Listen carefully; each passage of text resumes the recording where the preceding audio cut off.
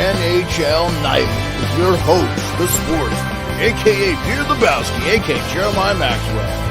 And with him, as always, maybe Perlo, Wisdom, and Rico in Barry. Hey, everybody. I'm Jeremiah Maxwell. Welcome to NHL Nightly. We have an occupancy Monday, but I'm burying the lead. We have our special guest, I think the best Islanders fan out there, Kim in the Crease, host, Isles Girl 3. Kim, joining us direct from the island. So glad to have you again, Kim. It's been a year. You've had a lot going on in your life. Congratulations. We talked about it before the show, but I'm so happy for you. The job, personal stuff, the journey. Thank you for being with us. I appreciate it. Yeah, thank you so much, man. I appreciate you asking me to be on here, so I'm excited. Yeah, it's great. It's a long time coming. The chat's already buzzing. We already have 15 people in.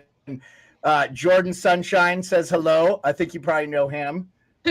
Jay, he has homework to do. Probably distressed about his Vegas Golden Knights.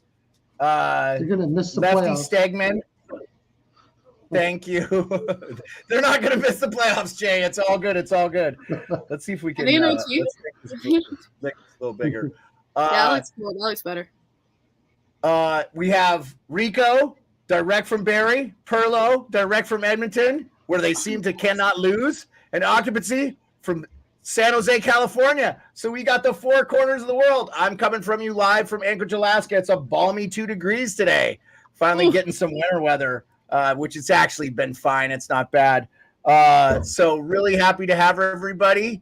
Let's get right into it, Kim. The last time we talked about, Lambert was a little bit uninspiring. You got a new coach. What are your thoughts?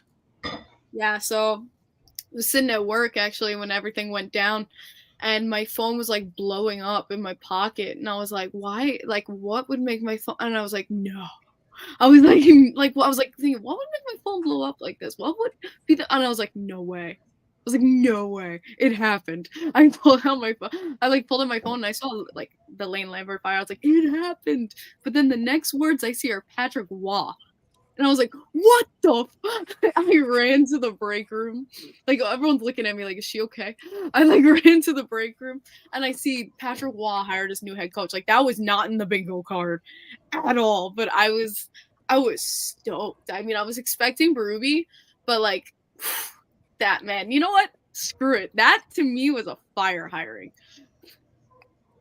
Yeah, so I couldn't think I think it's the best hire of the year. I think Waugh was ready to be an NHL coach again. He's coming off in my opinion, an upset in the Memorial Cup with the Quebec Ramparts. If you listen to the Chicklets interview with his son-in-law couldn't say enough great things about how he's changed as a coach. Yeah. I think he's going to do wonders for the Islanders. And after Lou Lamoriello is gone, which I know it's largely speculated this could be his last year, I think that Waugh is going to be a huge bridge for the gap. I definitely want to hear from my other three co-hosts on their thoughts, but I think this is an incredible hire. I think of goalies like catchers in baseball. They know the game better than most, and I think Waugh is a borderline hockey genius, and I believe he's going to be wonderful for the Islanders and can't wait to see them back in where they belong at the top of the NHL. Go ahead, Rico. What are your thoughts? Man, well, obviously Patrick Waugh wasn't going to Montreal or Colorado or any teams he was affiliated with before, not needing to coach in those teams, but that was a great move. And the first thing I thought of too is bringing in a voice there, because the Islanders have a lot of veteran players. I mean, they're not 39 and 40 years old either. I mean, they're still in their early 30s, but they got a lot of guys where if you bring in somebody, I think, with not a ton of experience, and you're trying to tell these veterans, how to cut, how to make this play and stuff in practice, like Patrick Waugh was yelling around there. If that guy's talking, you're going to listen. The guy's won everything in the league. I think he won a Jack Adams in 2014 even. So he wasn't just a guy parading behind the bench like Wayne Gretzky. This guy knows his stuff. He's a coach, and good on them, man. The Islanders are going to be a problem. I think him there, right where they are in the playoff standings, they're there with Devils, Washington, crawling up to Philly if they take a bad turn a little bit. I think he's a very motivating guy. He's going to get the most out of his players, and it's exciting, man. If you're an Isles fan, very exciting. Go ahead, Perlo. Yeah, like when they lost that game against Chicago, as you mentioned, I tweeted it out that I think it was over.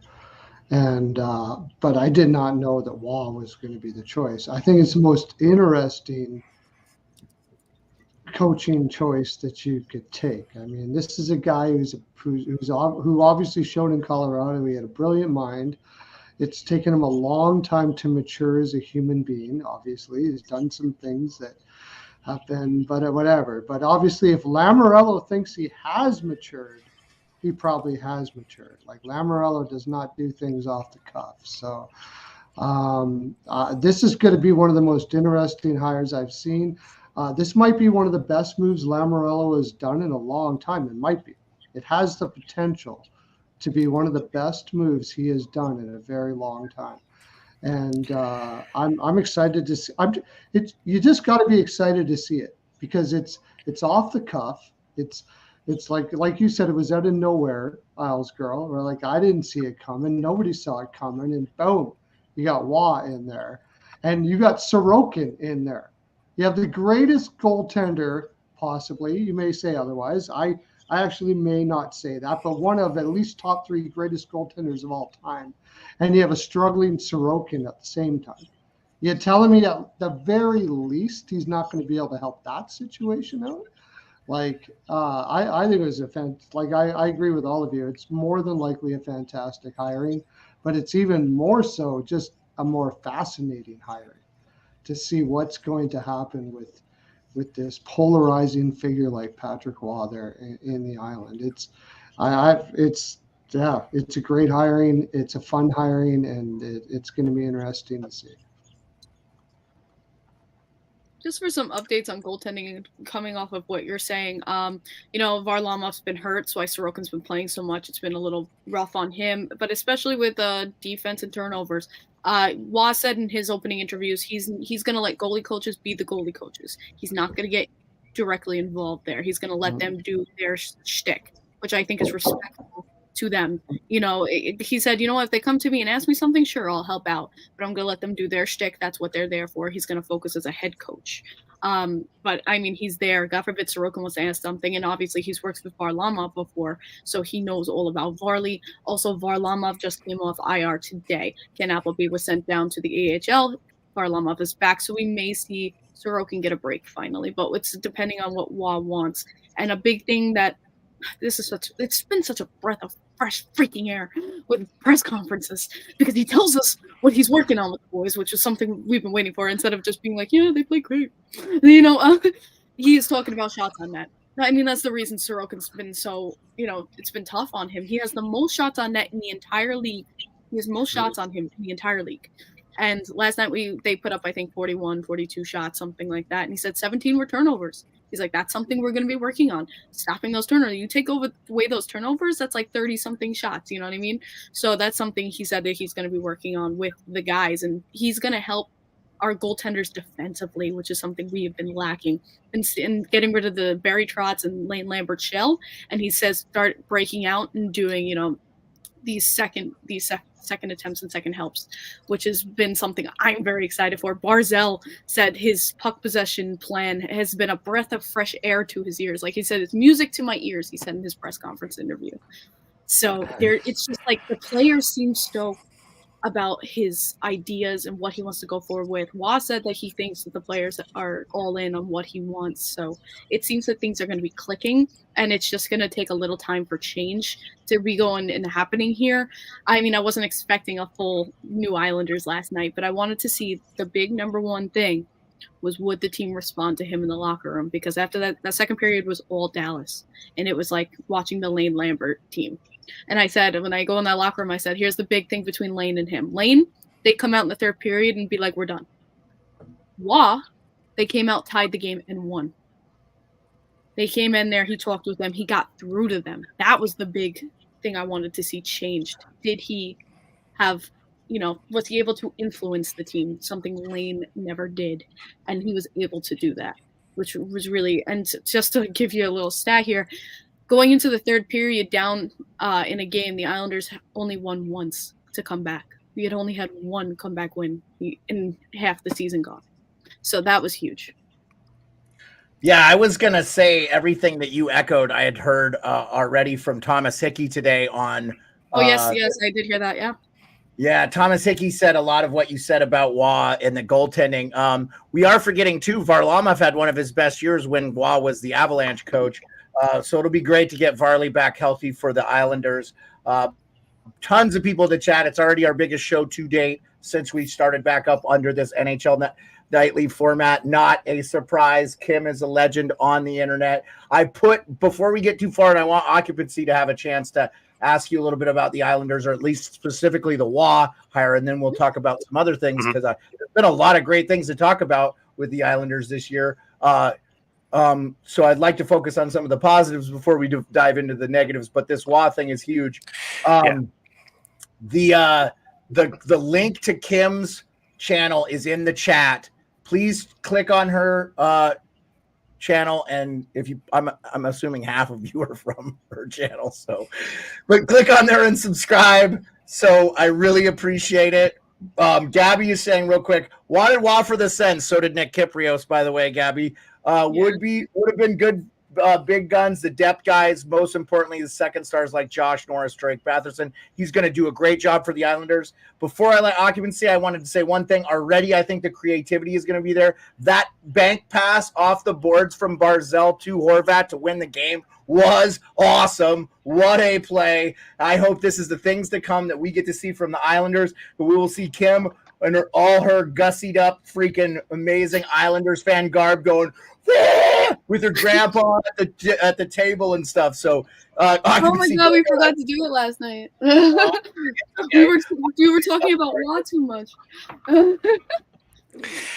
Yeah, I mean, I echo a lot what the panel said, and I think Isles Girls said it really well with breaking out of Lane's and Trotz's shell. I've been hearing a lot about this country club mentality, and I'm not sure exactly what it means, but I know it's there. And, looking at the hire, you kind of want to maybe look back and see what went wrong. Like, what were some of the defining moments that maybe led to this? And, the coaches can definitely affect certain things. They can't, go out there and play, but they can make personnel decisions. And I think that's one thing I noticed with Lane was that he would be putting, certain people on the first line, giving, Fashing and Holmstrom shots on the top two lines. And, if you look up and down the rosters, some coaches do that, but I think it's when you don't have maybe your big guns together. And that was the first thing with Waugh that I saw was Horvat, Barzal, and Lee, getting together on the top line.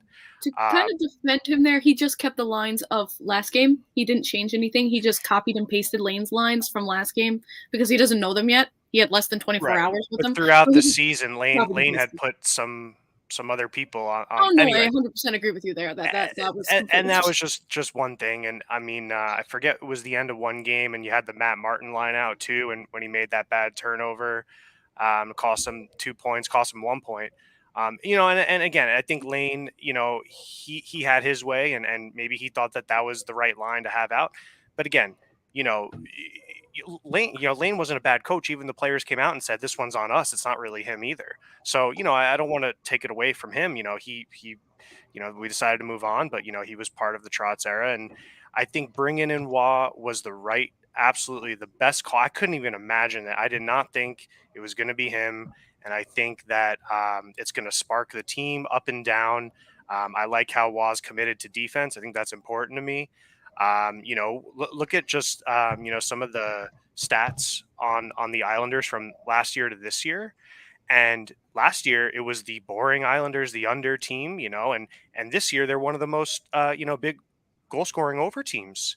Top 10 power play too. Top 10 power play this year. That's great. And listen, if you want them to, keep scoring, that's great. But I think they're going to find. I think they're going to meet somewhere in the middle, and I think that they're gonna, work from the back up, and I'm excited to see how they roll on. But I think they're gonna go on a streak here, and bounce back up into the standings and become a competitive wild card team like they should be. And yeah, hoping. I 100% agree with Lane. There was multiple things. I was ready for him to go in November. I mean, after that 7-game losing streak, I was ready for him to go. Again, with like line decisions, things like that. Oh, I want to see Holmstrom shooting more, so let's put him on the first line. That's not how you get him shooting more. Things that you have to. Chemistries that are working, and especially, yes, we lost Casey Zizekas. That was tough, but to move Barzal from Horvat, your first line, things that like a chemistry that you just saw last night clicked. Yeah. The OT. Horvat did, called for that puck from Barzal. They have that connection. They can find each other. To break that up, though, because Barzal's an extra center. No, like use your brain. No, you say no. Things like that. It's just, there's so many things where Islanders fans were sitting looking at his decisions going, what is he thinking? Yeah. And like, I felt like some were like lucky wins, but then the losses started piling up again. I said January's looking a lot like November, because it was. And I said this is a repeat, and I guess Lou thought so too. And you got to respect Lou, right? Because Lou said, he's not going to bring in anyone. Lou kind of waited to make this kind of move, and this is a move I actually really respect Lou for doing. Yeah. And if there's someone who could get Patrick Waugh, it's definitely Lou. I mean, They have a history too. They even joked about in their press conference saying you can't talk about 2001. But yeah, I mean, we may not get any trade deadline pieces knowing Lou, right? But the coach move here would. If we have a quiet deadline, I'm fine. How many quiet deadlines have we had over the years, right? So, but Lou said, I respect this too. Where Lou says, I'm not going to make a trade at the deadline just to make a trade at the deadline. He goes, if there's something where I think it's going to be, a positive for us, something that's going to bolster us or have a move, I'll do it. And I respect that. Why trade something for the sake of trading it? Why pick up Ryan Smith for 20 games, from Edmonton back then, right? But yeah, it's just things like, and you know what? He did another move this year with the Riley signing, off the waivers, which I thought was another fantastic move by him. I've been loving Riley. I hope, as Waugh gets used to seeing this team more, he puts Riley back. But we'll see. Hey, Occupancy, real quick, just for the show, because me and Perlo and Rico know Kim through Hot Take Hockey and through other things. Let her know your background, because even though you live in San Jose, California, you are from. I am from Long Island.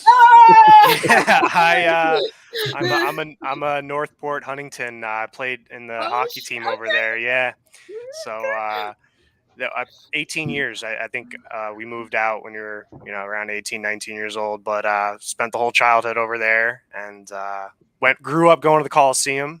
Yep. That was our thing, and I've been sticking with the team. Hofstra Radio has been part of my life for many years, listening to the broadcast. So, yeah. And by the way, real quick, just to talk about Islanders broadcast, their TV broadcast is spectacular. One of the best, with Brendan Burke, Thomas Hickey. They are so good. Butch Goring, obviously the Hall of Famer. Nobody has heard of Butch Goring lately. He's been all over Twitter. What is your thoughts on the Biz versus Butch thing? And do you think I personally don't think it's that real coming from Biz. I think he's just having fun with it. But Butch is old school. He definitely thinks it's real. And I think he would chop Biz right in the throat. Although Biz is a big guy. I've met him in person. He's like 6'3". It's not small. Here's the thing. Butch has cooked him. I mean, but he's been trying, but Butch has just kept cooking him, which is why we freaking love him. But with Biz, I mean, I think he is doing it. His whole job is to get clicks and things like that. His whole job is to get audience engagement, get people angry, because the more people angry, it's the wrong type of attention, but that's what Biz wants. This whole thing is a joke to him, just like his career, but that's his personal business. But with Biz, I don't care who you are. Any type of attention is attention, blah blah blah. But you disrespect a fan base, you disrespect a 4-time Stanley Cup legend when you can barely get a point during your fucking career. Sit the fuck down. I don't know, but just personally. Yeah, love Butch that. did win 4 Stanley Cups in a I row. don't know if I disagree with you or agree with you, Isles Girl, but I love that opinion.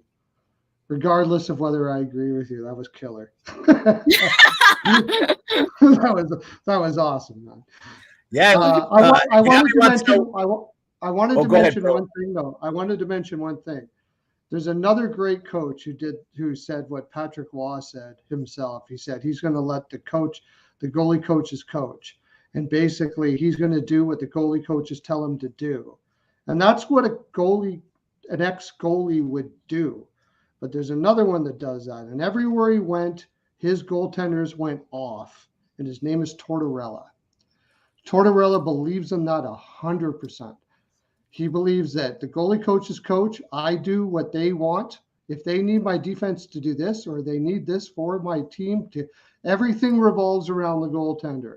So it doesn't surprise me at all that Patrick Waugh would say the very same thing.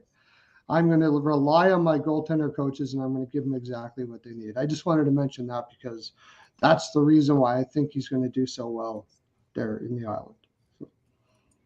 Yeah. But I loved what you just said there. That was freaking awesome. Yeah, I know there's a lot of negatives to say about the Islanders this year, Kim, and we could probably focus on that. But I wanted to talk about some of the good things. The power play being one, and the other is the play of Noah Dobson.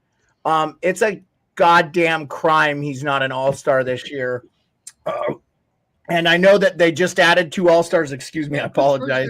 Kyle Connor. They added Kyle Connor and who was the other guy? Trocheck. Yeah, Trocheck. Rangers fans. I knew in some capacity that the NHL would find a way to add one more Ranger in there. I freaking knew it.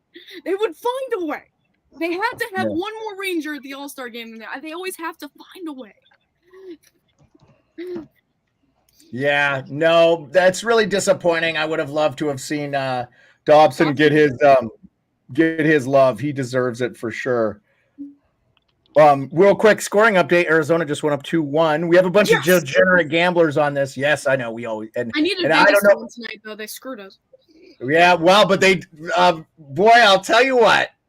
The New Jersey Devils made a mistake, and Perlo called this at the beginning of the year.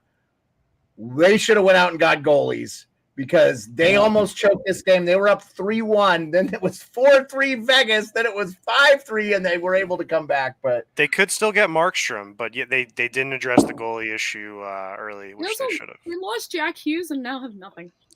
I took Vegas in that game, so I'm a little disappointed. But yeah. But yeah, no, like it's that was just tough because now they're tied with us with 51 points, which is like, thanks Vegas for nothing. But this is a kind of crippled Vegas team coming to us. They've been coming on with a string of lost streaks as well. They've been feeling the pain themselves, so this is definitely something where hopefully we can break out against them tomorrow. They have a ton of injuries, and you're catching them on a back-to-back.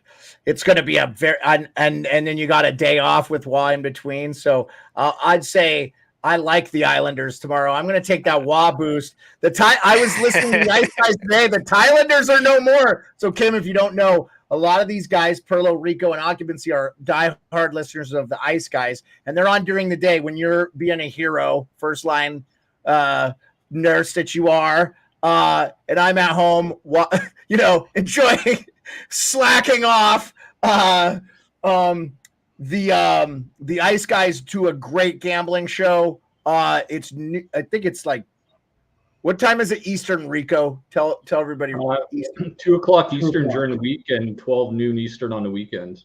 Yeah, they go live every day, and they talk about gambling. Well, the Thailanders was a big thing. It's not a bad thing. It's actually a great thing. You bet the draw. And I was going to wear my draw season shirt tonight, but I got shit on it because I'm a sloppy mess. That's why I have the beard now. It's to catch all the food and garbage. Anyway, it's just an absolute joke of a human being that I am. But anyway, yeah, exactly. Well, you saw the picture of me without. I sent you, and you're like, "Is that you without? Is that you without a beard?" I'm like, "Yes, it's me without a beard." You would not recognize me, would you? But anyway, so I have a bunch of degenerate gamblers on here with me, and I say degenerate in the nicest possible way. They're great human beings, and we just watch all the hockey all the time. Before we get off the rails, like I tend to do here, let's throw it back to Dobson and the play of this New York Islanders power play. How are you feeling? You've got to just be loving it. I mean, the power play, we had the Thanos meme where it was like, we got the power play. What did it cost you? The PK. Like, it just went like kind of backwards. It just went backwards with our team, which is weird.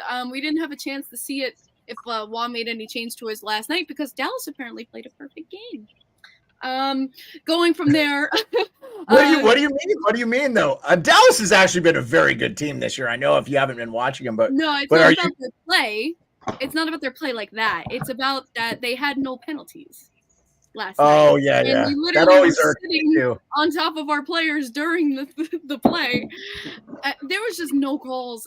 Hi, Courtney. There was literally no calls in the Islanders' way, like at all last night. So the fact that we were able to still rally and win last night is even more impressive to me. We had no power plays. They had three or four, I think, during that game. So the PK actually came through, which was awesome. Special teams came through for us. But going back into it with Dobson, I mean, defensively, here's the thing with him, like offensively, making the plays, doing the shots on net, his shot on net last night is the reason we tied the game.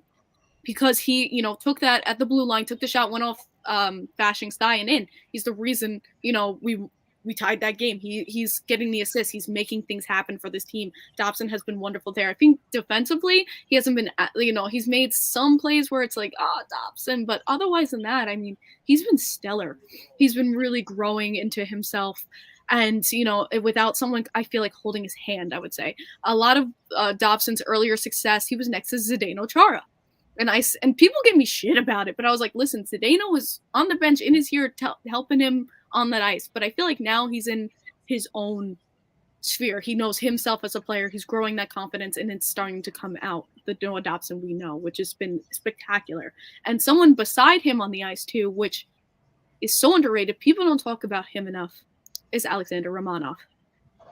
People are not giving him enough. I was just going to mention him. His confidence has grown even offensively. First goal last night was Alexander Romanov. My God, what a snipe. He has been using that snipe more often. He's got like those goals in the past, like previous games that have just been beautiful. He is so good defensively. I mean, this man will take a bullet for Sorokin. That's his guy. If you've seen their interactions off the ice, he was in an interview with the New York Islanders, like, what's your favorite movie? He had to say, like, he's like, I love watching movies with my wife and Sorokin. He goes, separately, not together. And, like, just things like that. He loves Sorokin. He will take a bullet for this man. I've seen him block so many shots in front for Sorokin. So defensively, he's strong, and then he's gaining confidence offensively. I wish more people would put their eyes towards Noah Dobson and Romanov. And what's beautiful is that they're a pairing together. So they're just growing confidently together. That's been my favorite D pair this year. I'm sorry, but that was another W trade by Lou, in my opinion. That I believe he was so worth the first. Thank you, Habs fans. Agreed. Yeah, I would like that trade. Rico, go ahead and say what you were going to say about Romanov. What did you? Yeah, I was going to say, I think the Islanders haven't played too bad defensively. I think it's just during the games they give the opponents pretty easy goals. Like, I think there's breakdowns during the game where the team just finds a goal out of nowhere and just through the neutral zone and stuff is created against the Islanders. But overall structure, top to bottom, I love the lineup in New York. If you think of those fringe playoff teams, I think New York Islanders is one of those teams where if they get into the playoffs, they're on upset alert, man. Because I think out of the Detroits, I don't trust them a ton. Even Washington, I think if the Islanders get in, I could see them upsetting somebody because they've done it before too. So. And to piggyback on Rico, I mean, the Islanders play Boston and Pittsburgh very well. So if they end up matching up with them over, look at that head-to-head history there. Not so much this year with Penguins. No, over the last few years. I mean, how many, Pittsburgh series did we take? Even we could play Boston pretty well. Yeah, no, it's just the function. What he was talking about, what Rico was talking about. You absolutely agree. It's the structural, like, decomposition basically during like halfway through the game. Like, and this was something that was a problem with Lane. Number one, the loss of passion with the players. You can just tell that I don't know. They stopped skating. They stopped playing. There was a lack of jump in their step. And number two, they would go into what I call the pentagon. Some people call it the shell, something like that, where they get hemmed in their zone and they just stay in that formation. They stay in the pentagon. The only way they change is they dump it down the ice, hopefully not for an icing, and then next it would continue. It was like a circulation. They did it again last night against Dallas in the second period where they got destroyed. Honestly, we did miss a few open nets here and there, but like honestly, it was Dallas the whole way. But they get stuck in that structure, which is what I'm hoping Wah is able to change. But even last night in the first period, there was a different jump to their step. I've never seen Anders Lee. I've never seen Aho skate that hard. My God, like I've never seen some players skate as hard as they were last night. It was invigorating to me as a fan. Yes, they fell into some old habits, but hopefully old habits die hard here and was able to change. That's the big thing. I don't want to see the shell anymore. I want to see that obliterated, and I want to see them putting a full 60 minutes in. They weren't giving a full 60. Let's see if that changes.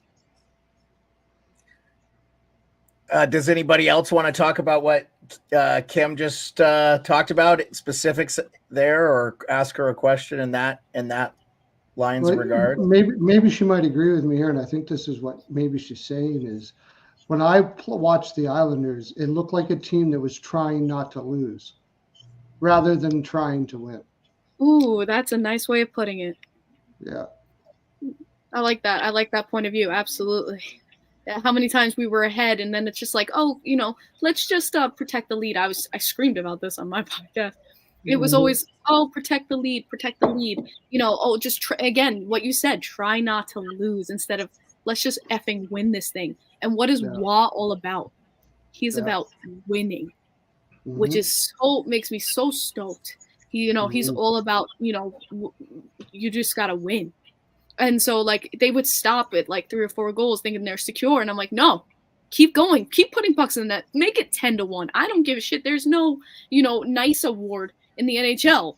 The nice award in the NHL is the Lady Bing. Oh, good, you didn't take penalties. But there's no award for being nice to other teams, keeping it to like a 3 lead. No, score 10. I don't give a shit. As long as you secure your lead, win. Mm-hmm. They stop shooting, they stop scoring. Keep it going. I just wanted to throw up the lines here, and I was going to ask you a little bit about Engvall. Sure. And what's going on there. And then if there was anybody, I mean, you mentioned Romanov and we talked Dobson. Was there anybody else that you wanted to kind of highlight that maybe we're not talking enough about? Like, I hear in a good way Hudson Fasting a lot of times. I don't know how his play. If there's an unsung Islander, I just wanted to throw up the current line so everybody could see. But is there somebody you wanted to say, hey, yeah, this you did mention Romanov, and that's plenty good enough. And then I was curious. If you're going down the line, Hudson's Bashing always gives 100%. I don't have if I see Hudson in the lines, I'm like, cool. The reason he's there, Engvall's upper body day to day, so he hasn't been playing. He's just been, due to he's been out due to apparent injury. I'm not sure what it is. They, obviously don't disclose anything. So with Engvall, we don't know what's happening with him. Engvall's just kind of been like, I saw Stefan Rosner gave him like a C+ rating, which I could agree with. He's so built. The problem with him is that he's so built and he doesn't hit. And he skates and he's like, I call him wacky inflatable tube man, because that's how he like skates. That's how he puts out his arms. Like he's just like taffy. Like, bolster up. You got the freaking body. Check a guy. Like it's just like. He just goes he just pushes. I don't know. Like that's the problem. I watched him for years in Toronto. I want some physicality for him. I think Leafs fans, that was their big thing with Engvall, right? He was a giraffe out there. No, we call him a giraffe too. Yeah, no. And going on from there, I mean, Nelson is Nelson. Although he's been kind of cold lately, although he has scored his good ones here and there. Like he's missed wide open nets recently. That's hurt my soul. Let's see, going down, third line is third line. Incredible last year. No, Brock Nelson had an incredible year last year, right? He's still rocking, in my opinion. He's still rocking it. But yeah, no. Going down, Holmstrom and Pajot. They've had good chemistry. Still, just a little cold from them lately.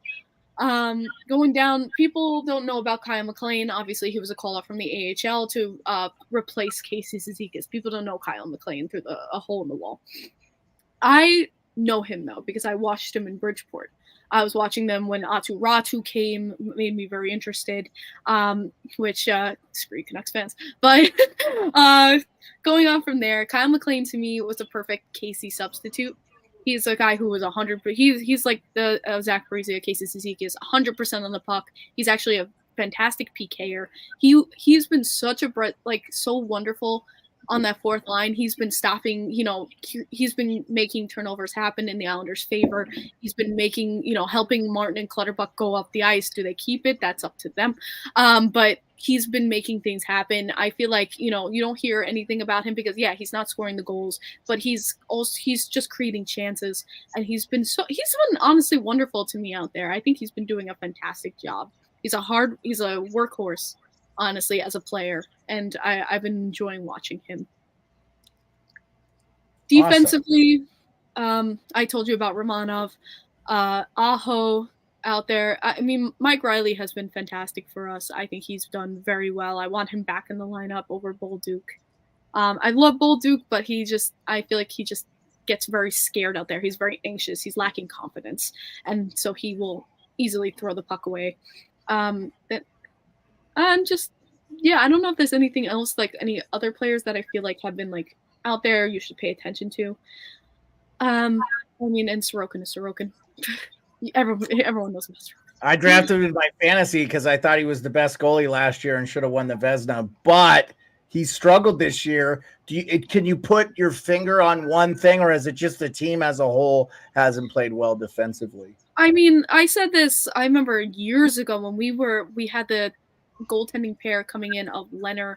We had when Leonard was coming in, it was right after we had Thomas Greiss and I believe Yaroslav Halak, and people were giving both of them such shit. And I said, here's the thing, they're taking 40-50 shots per night. How do you if you think about it, a regular goaltender takes 20 to 30 maybe per game, and so that when you have double the scoring chances, any goaltender is going to let in a few here or there, and definitely a lot of them are not his fault. A lot of them are not his fault. And, there's nothing you can do when you have double the scoring chances on you. You're going to have double the chances and double the goals possibly on you, why he's not doing as much. We were a defensive team last year. Like you said, we were the boring Islanders. We had the defensive structure people couldn't get through. It's going to be better for your goaltender. When you have better defense, you have just statistically a better goaltender. So when he's getting ripped 40 to 50 shots per night, Sorokin isn't going to be looking as good. But honestly, I feel like it's not on him. These goals, these are not on him. They blame the second goal on Sorokin. He was screened, and it was a tip off of the skate in front. I mean, I'm not blaming Sorokin for any of this. If anyone's saying he's having a down year, well, I think our defense is having a down year. And so that's also impeding him as well. Yeah. Somebody said Shannon Hogan. Shannon Hogan is one of our TV hosts on MSG. Yeah. My bad. Okay. Yep. I knew that. I'm sorry. Yeah. So I have to tell everybody that's not on Long Island. I don't think I said in. I think somebody else. You said it right. Yeah, I said on at the beginning of the show, and I know occupancy didn't fuck it up. I hope not. Yeah, he's from there. If you have ESPN Plus, for whatever reason, you do not get to watch pre and post game of any MSG show. MSG, for whatever reason, we can't watch pre and post game.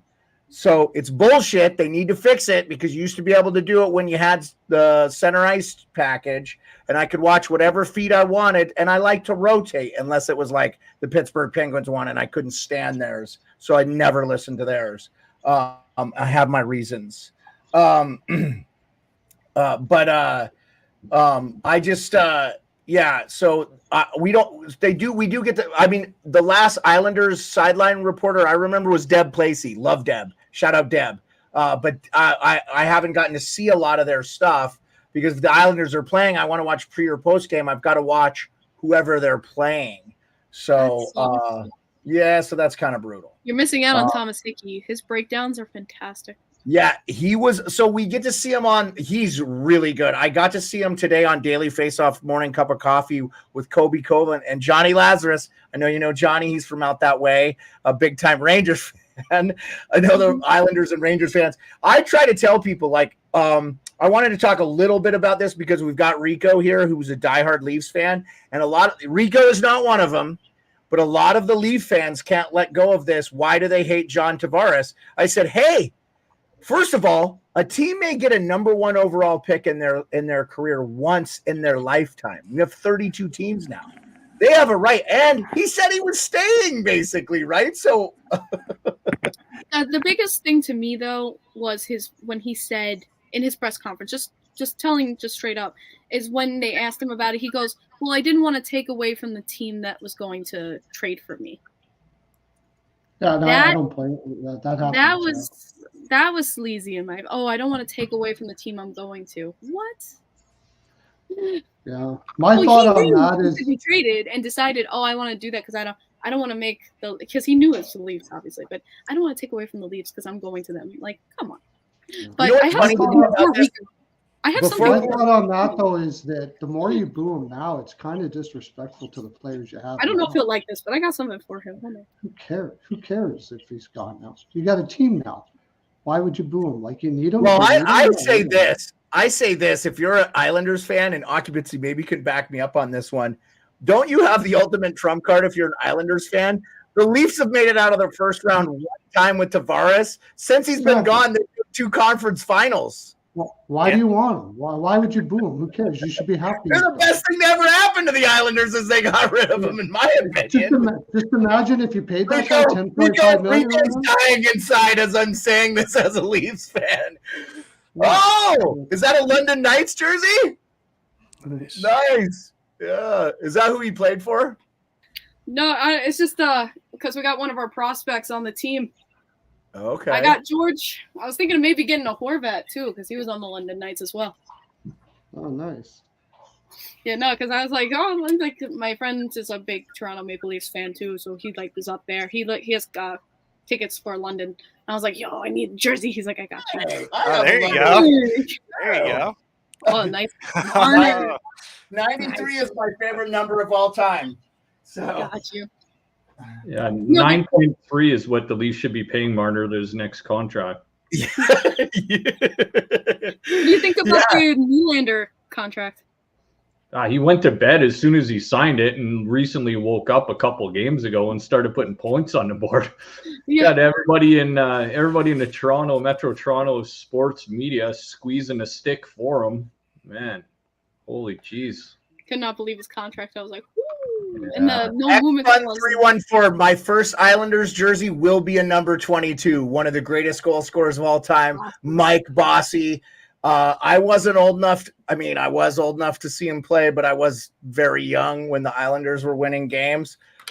So I wasn't cognizant, but incredible. If the guy didn't have back problems, he'd have 800 goals. I kind of think we're done with the Islanders, but I did want to talk today. There was some news about Devin Dubé stepping away from hockey for mental health reasons. And I wanted to talk to you a little bit because you've been really upfront about your own struggles. And I know that Robin Lehner will always be one of your favorite players and mine too, because of his, you have a few of his jerseys, just because of his, and it's so unfortunate we're probably not going to see him play in the NHL again, not because of mental health, but because of like hip problems and stuff. So would have loved to have seen him win a cup with Vegas this last year. Just a class guy. I just think it's such a cool thing now in the NHL where if you're having problems, you can step away. And before, these guys would just develop drug and alcohol problems and they'd become, really horrible stories. But now we're seeing a lot of these guys get help or take a break. And I just wanted a little bit of your thoughts on that. I just think it's actually kind of a breath of fresh air for the NHL to actually see that from these players. And the teams are all but like encouraging it, especially if they're having problems, and they're not playing well. Absolutely.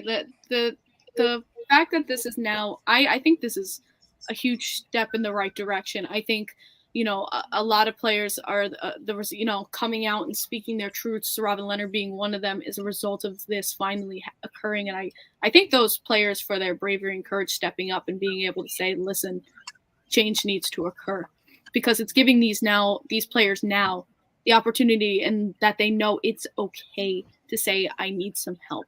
It's okay to say, step away and be like, listen, I got to focus on me and, my personal health first, and then, come back to the game. That they have that opportunity. That wasn't an opportunity before. It was, you play or you're fired. You know what I mean? You have all this shit, deal with it. I don't care. You're playing. And that's not right. And it doesn't matter, any job, anything you're doing in life, that's never okay. And the fact that the players have this opportunity, they know they have this opportunity, and they can get the help they need, is just so refreshing. Everyone's a human being. At the end of the day, we talk about these players, you talk about gambling, like they're, bets or anything. No, like everyone's a human being. Doesn't matter who you are, what team, what crest you wear, you're a human being. You deserve to be treated like a human being. And these players need this help. And they're getting it now in the NHL, and it's so refreshing. You see someone step away, and I'm glad that they're getting the help they need, and I'm glad they had the courage to step up and say, hey, this is something I need for myself. So I'm really happy seeing that players are getting what they need. It's awesome. Yeah. So go ahead, Rico. No, I was just gonna say, and that's probably one, and just came to my head here. That's probably one of the good things about the internet and social media and stuff as well too. I guess when somebody was going through this back in the day, like there wouldn't be an outlet. Maybe friends from afar that haven't seen you in a while, just personal contacts and stuff that now that this comes out might be able to be there for these people and stuff. So I think having an outlet like the internet and social media brings us to light, and I think that's one of the good signs or good parts of social media, I guess, is that it's an outlet and it lets people know that it's okay for a professional athlete to come out and, with mental health, and it's totally normal. Everybody goes through it. Even though you're not in the NHL, you could be going through the exact same thing somebody very successful could be going through. So, seeing outpouring of support and stuff for people, it just creates a good community on that side of the spectrum for sure. Yeah, I love it. Does anybody else want to go ahead? Occupancy. Yeah, real brief. I mean, I think this change and this outlet, like Rico's saying, with social media and is new. I mean, because I think even 5-10 years ago, it wasn't around. I mean, when Leonard, I don't know if they had the players, assistance program when he was around. Bobby Ryan's got issues, and then, you got to see Spencer Knight and Nichushkin now going in, and Sammy Girard on Colorado, and I just think it's in a little bit more of the public eye, like. But recently, like I don't even know if 2-3 seasons ago they really had this. So really just seeing how it's kind of coming to light like right around now and last couple of years is a great thing. Yeah, as a guy who suffered from depression, anxiety, suicidal ideation while serving in the U.S. Armed Forces, thank goodness I had a supportive wife and supervisors that allowed me to get the help I needed, or I would not be here today. I don't think there's a question about it. So I love seeing it in other parts of the lexicon of our life, you will. And hockey is a really huge part of mine. I know it is of Kim's. It's definitely something that gives me a lot of joy and pain and suffering too. But once you, as I always tell my main man, John Viveros, our friend Hot Take Hockey, man, once you stop giving a shit, that's when your team wins. So it's like, So I had to, just for the record, and I don't think I've talked about it on this show that much since we've been going, but I had to stop watching hockey for a year. I watched the regular season and did not watch the playoffs. And ironically, that was the year my team won the Stanley Cup. So isn't that how it goes? But I needed it because it was not a positive for me anymore. And then I brought it back in and it became a positive again. And so, anyway, take that with what you will. We have a lot of viewers, thanks to Kim and her. I think you're streaming this on your Instagram as well, or is that where I really appreciate it. Well, you know what? I know it's not. I'd like to get you on here once a year. That's always great. I mean, more is good. But as life goes, work. You're going to have some other things that happen in adulthood. This year, I celebrate 18 years of marriage with my wonderful wife. Oh, congrats. You can always talk to Perlo if we need marital advice. He's been married like 4 times. So Occupancy is married. You're recently married, are you not? Ah, congratulations. Yeah, yep, this summer. Yep. Yeah, so he's real new. So you've got another person. Then Rico's like me. He's been with his gal since high school, and that's so awesome. Awesome, we have in common. How many years, Rico? Oh, geez, like probably 25. We're 45 now, so yeah, we met. Yeah, it's been a long time. We're best friends, and we still are, and we love each other, and we have a great life, and our cats are our kids, and I'm with my high school sweetheart, so that's wonderful to hear. Yeah, that's cool. I think that's pretty awesome. So this is the time of the show, Kim, where we preview tomorrow's games and say who we like. I would love for you to stay on if you can't. You've already given us 52 minutes of your life, but you are the best. I love having you. I will get out to Long Island and see a game with you. That is a life goal. And I want it to be a Rangers game so I can bring my wife and then hopefully the Islanders kick their ass. And we can just rub it into your better half and my better half's face and be like, hey! It's fun when you go in person. So for your fans, I'm a Washington Capitals fan. When my wife's team plays my team, we call it the Divorce Cup. So, and we don't take it seriously and honestly, but it is just a lot of fun for us, and it's just fun. So I'll let my wife's in the chat going, really, buddy. But you love my wife, Kim. She's awesome. She's an amazing person, and I'm very lucky to be with her, even though she's a lousy Rangers fan. Somebody's sleeping on the couch tonight. I love it. Okay, so let's preview the games tomorrow. And the first game right out of the chute, and this is why I wanted to do this, is big time Kim's Vegas Golden Knights. You said I could W that last time, and you were okay with it. And I'm gonna do it. Big time Kim's Vegas Golden Knights visit her New York Islanders on the island. Vegas is a plus 110 road dog. Ooh, but they're on a back-to-back. I like the Islanders. We're gonna have you go last, Kim. Rico, who do you like? Well, first of all, if you've known a while back, you guys were Rangers and Capitals fan. You probably bought yourself the comfiest couch in the world. This thing's probably comfier than your bed, right? Anyway, I'll taking the Islanders. Playing better structurally, defensively under Patrick Roy is going to get these guys fired up, give them a little bit of a vision, what he wants from the team. A lot of guys are going to be inspired. You're going to see some Islanders like Paul Mary, some of the veterans and stuff, just start stepping it up a little bit more, and that top line is going to get going. They're going to limit the mistakes that are costing the team pucks that go in the back of that net, because Sorokin's a Vezina caliber goalie, and he's going to be playing like it from here on in, I think, from till the end of the year. Watch out for the Islanders. Dangerous, upset first round alert. I hope they make the playoffs. This would be awesome. Perlo, who do you like, Vegas or Islanders? Oh, the over-under. I'm so sorry. I always ride the new coach smell until it's gone. So I'm probably going to go with the Islanders on that one. As soon as you got a new coach, they tend to go on a run. You saw it with Minnesota. You've seen it with Edmonton.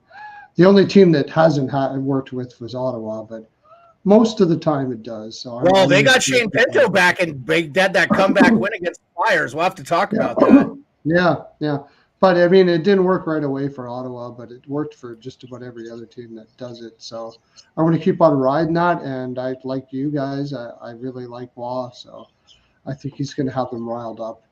So I'm going to at least take Islanders first period for sure. I like Islanders first period for sure. Occupancy.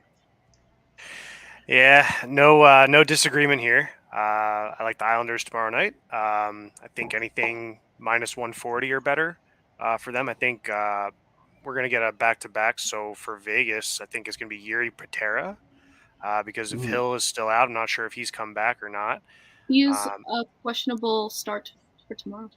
Yeah, so it will probably be Patera, yeah. And if the betting market's here, it's Patera. Islanders is going to move down to minus 140, minus 145, and so if you're looking at prices, but you know, I was going to look actually at the under 6 as well.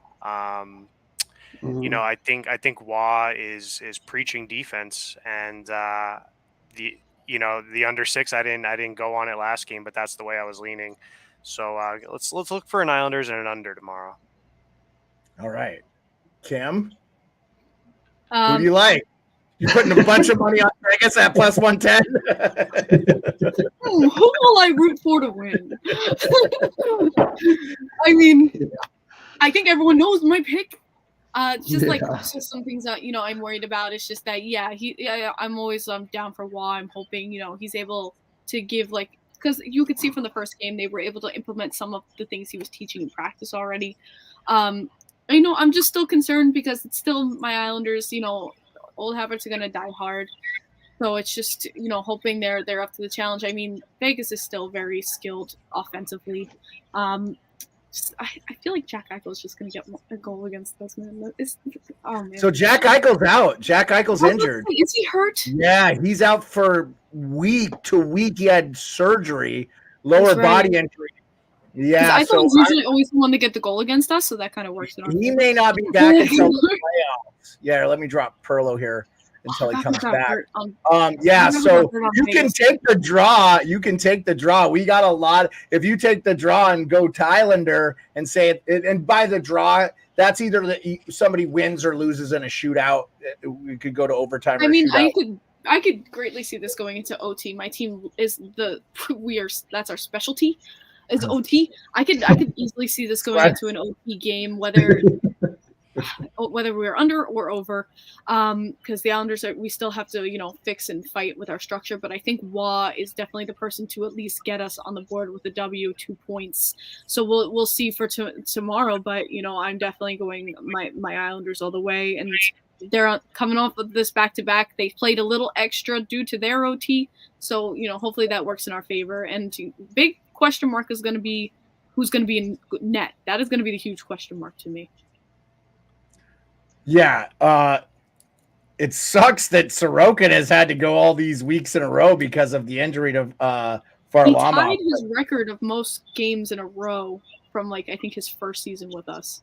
I think it's 9 games in a row.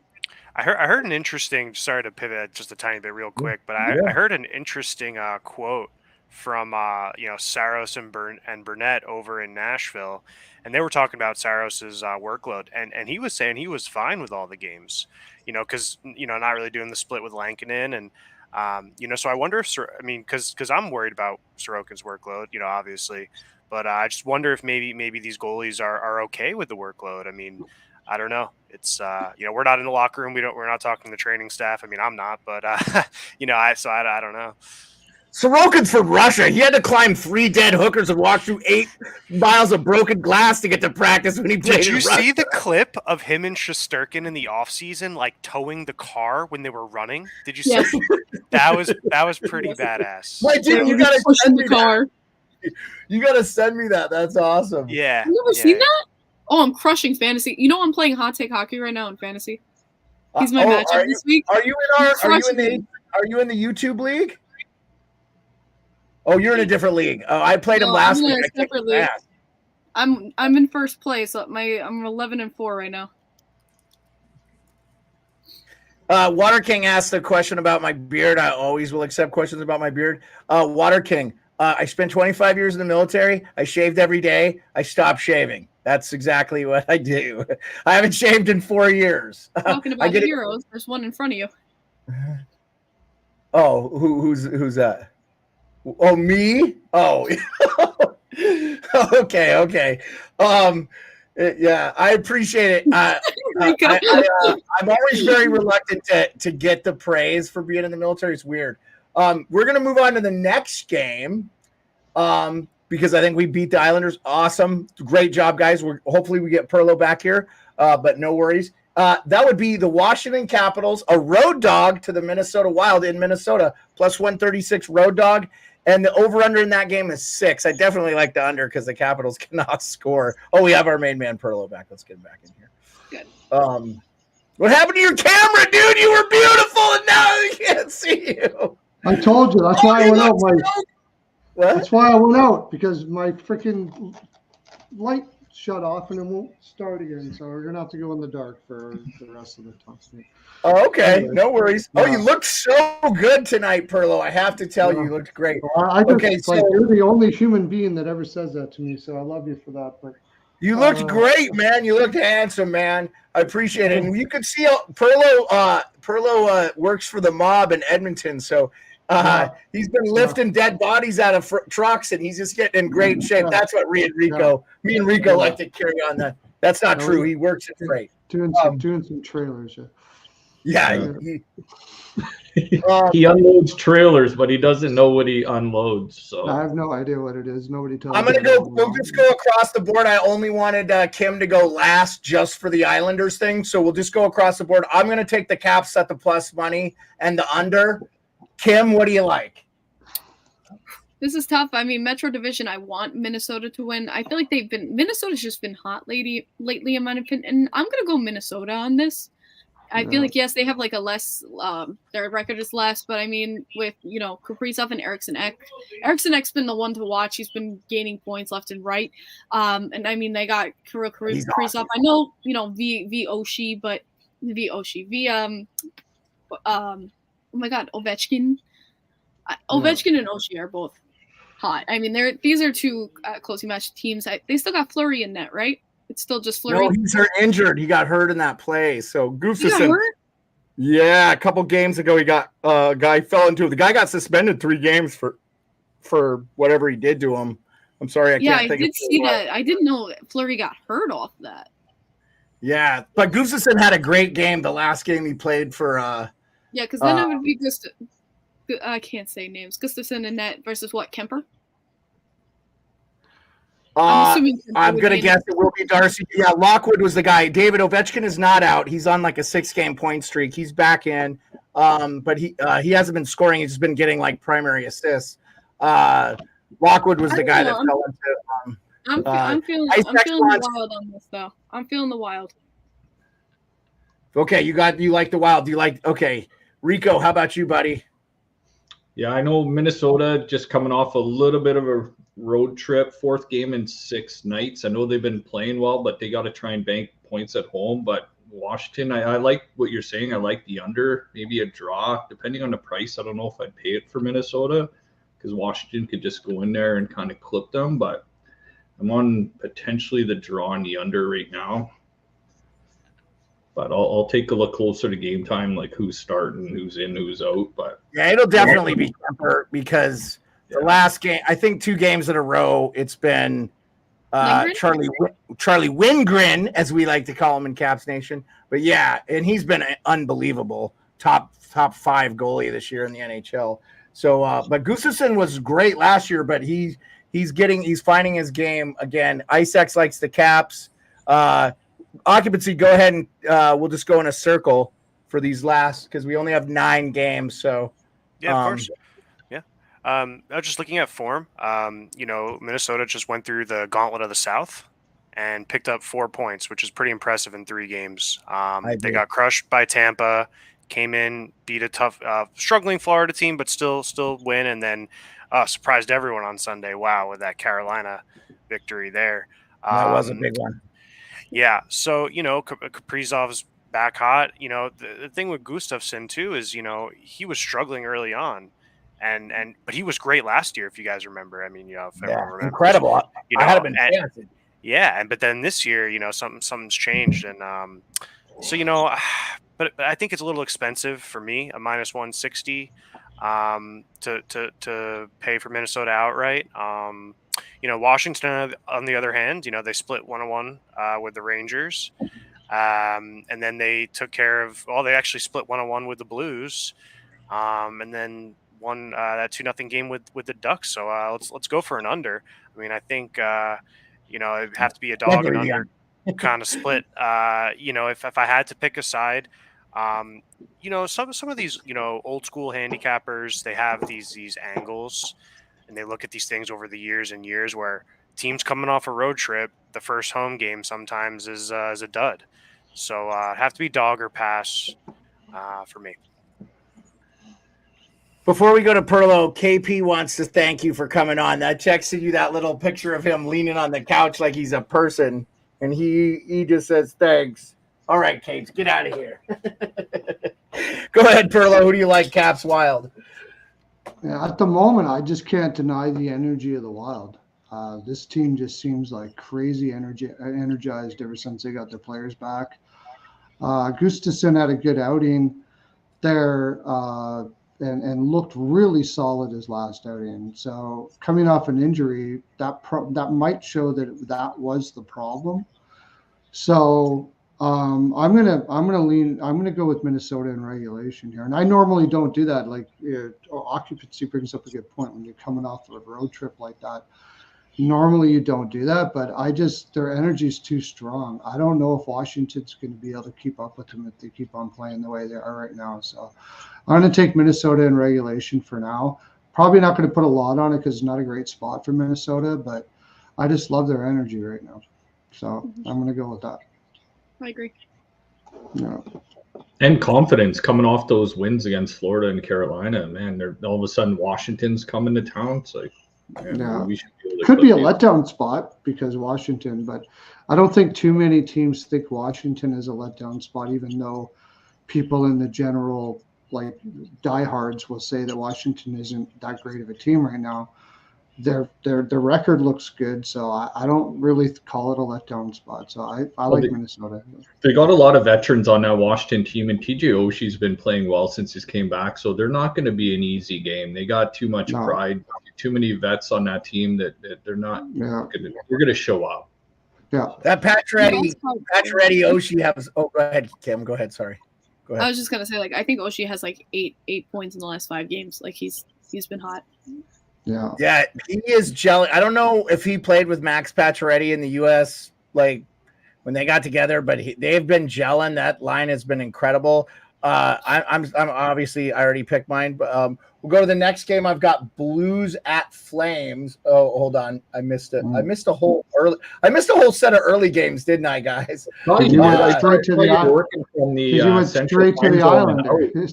You went straight to the island. Well, we wanted to start with Kim's game anyway, so let's just go to Blues Flames, and then I'll jump back to the Eastern Conference games. But Blues Flames.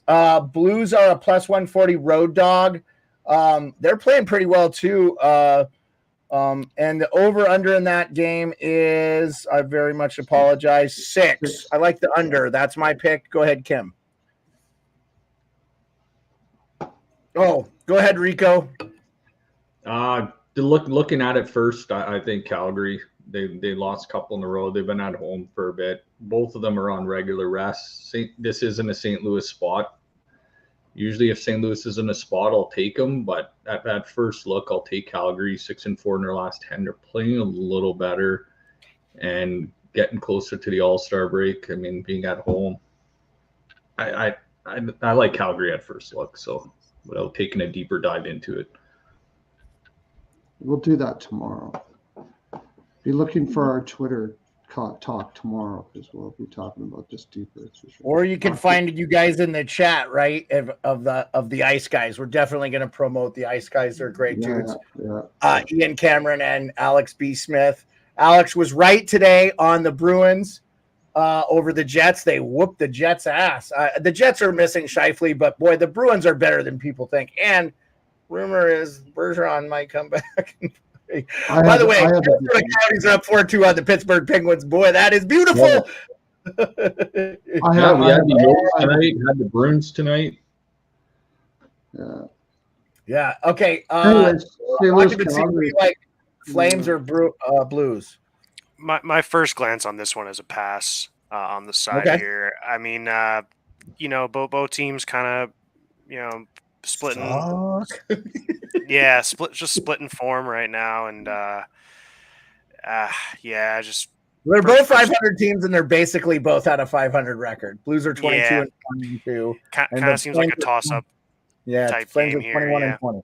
Yeah, we don't have to bet every game, So that's the right answer. I love it, Yep. Perlo. If I have to take a side here, I say Calgary. I think they gave up the ghost when they lost to Edmonton. Honestly, that was like the big game. They lost to Edmonton. They see the finish line in front of them where everybody's going to leave. And St. Louis, to me, feels like they still have some pulse. So, I mean, if I had to, I think St. Louis would be the dog here. So I'd probably take St. Louis as a dog. And maybe a little on the draw, but I really think St. Louis is a plus 140 road dog.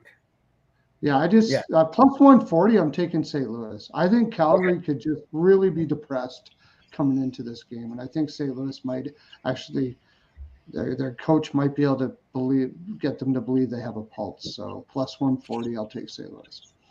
Tim, you got a pick in this one? You don't have to have a pick for every game, so. Oh yeah, sorry, my mic, I have this glitch sometimes at where I can't hear you guys, so I had to go fix that.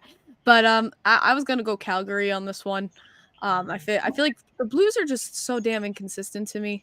Like one night they'll just be on fire, and the next they're just a complete mess. I just feel like maybe Calgary is the team that has a little more consistency. Going into this game a little with an upset, but I feel like they're the ones that get to take control. I feel like this is gonna be a Calgary game.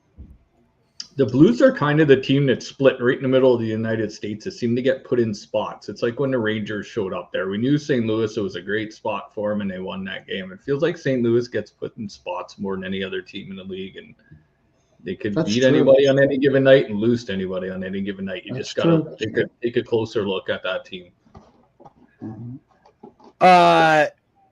Stars at Red Wings. Stars are Red Wings are a home dog plus 124. I loved the Detroit Red Wings beat the Tampa Bay Lightning in Detroit right after the Detroit Lions beat the Tampa Bay Lightning in Detroit. That was cool. I think the Wings keep it going. I love the Wings at plus 124 home dog. The over-under in that is 6.5. I definitely like the over if you've watched Dallas play lately, and the Wings, they give up a lot of goals. Kim, do you have a pick in that one? Yeah, I was about to say I'm going Red Wings. I'm gonna go Detroit in this one. I'm going gut feeling here, but I do feel like Detroit takes that one away. All the good karma Detroit's got going on. Rico. Yeah, Dallas has a bit of a handful of road games in a row, in a few night span. So it is definitely a Detroit spot. Probably take a look at some props in this game, but you never know with Ottinger and net, you might want to just kind of try and steal the game. I don't know about. I don't think Ottinger is going to play. He was hurt with us in our game. He wasn't even on the bench. Wedgwood got the back-to-back over the weekend. Wedgwood got the back-to-back, but Ottinger, they pulled him from the game on the bench. He wasn't even sitting for the rest of the game. So something's going on with Ottinger. I think he's been banged up a bunch this year. He's missed some more time. I think it is going to be Wedgwood, or they bring up their other guy, Matt Murray. Matt Murray had a shutout. Matt Murray. Is it Matt or Matthew? I think it's Matthew. It's Matt Murray. It's not that Matt Murray, but it's Matt Murray. Yeah. No, but he was great. Other Matt Murray. Yeah, it might be Matt Murray. Yeah, there you go. Thank you, Occupancy. I couldn't think of their third goalie. Occupancy, why don't you speak on it? Rico, did you finish your thought? I'm sorry, did you finish your thought? Yeah, I'm just saying, at first thought, I like Detroit at home here. Yeah, good karma, Detroit. Occupancy. I like Detroit Sunday. Can you guys still hear me? Yeah. What? Okay, no, just checking. No, Tampa was coming off a back-to-back. They had a nice win in Buffalo on Saturday. So I think maybe Tampa, they still beat Tampa Bay, and that's great, but it's not like they were playing a team on rest, so I don't want to give Detroit too much credit here. Though, Dallas, as Rico says, on this long road trip, if it's Wedgwood, actually either way, I'd be looking at a Detroit team total over here. The money line is always a good bet, if you want to just win outright, but we're probably going to get a 2.5 for Detroit as an underdog. And as long as it's not too pricey, I could see Detroit scoring 3 goals. So we're going with a Detroit team total over 2.5 here. Perlo. My favorite pick here would probably be first period over 1.5. Okay. I think both teams are, I like, or both teams to score first period or something like that. First glance, that's what I think I would go with. Okay, let's move on to this. I don't know who's going to win the whole game, but I don't know. But. Okay, I didn't mean to cut you off there. Sorry, Steve. Senators at the resurgent Senators at the Montreal Canadiens. Canadiens are a home dog plus 124. I think that's rightfully so. The Sens have been looking good since Mr. Pinto. By the way, Mr. Pinto is from Long Island. Is he not? Yes, He's I've from actually North seen LA. him play on Long Island. My friend is actually in a league that Shane Pinto and Sonny Milano play in. And my bud actually played against him in like the league there.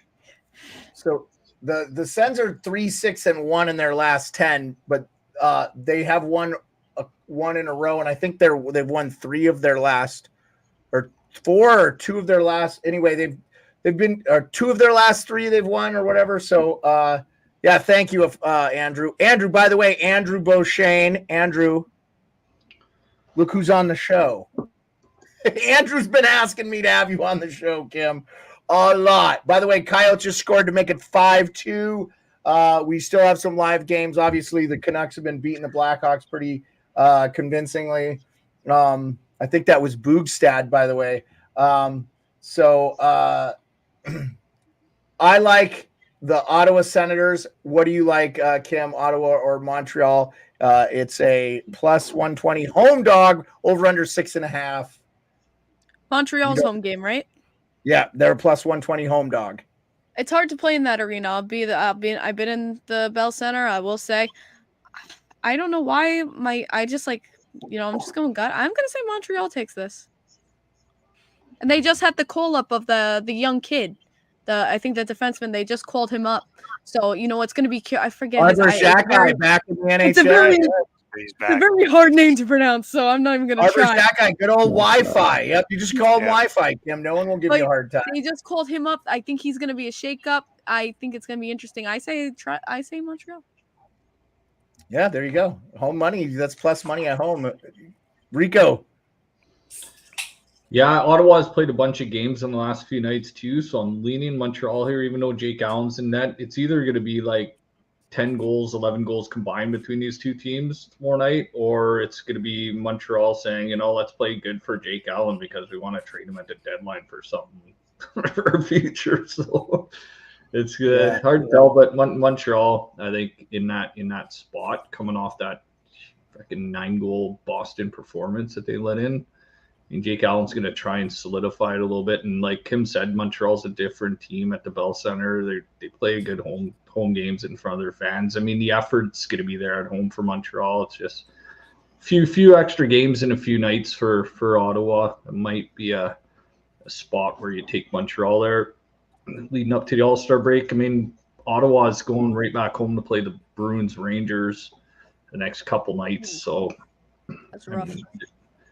It's a rough stretch. I mean, they need the points in Montreal, but man, I mean, Montreal wants to play at home. It's a home and home kind of series. If it was in Ottawa, I'd probably take the Sens, but if it's in Montreal, I'm probably going to go the Habs there. Especially the Sens are favored by quite a bit, I think, if you're a betting side. So I'm not willing to bet that type of line on the Sens. Yeah, the Montreal is plus 120. This is I think these are FanDuel, and the Senators are minus 142.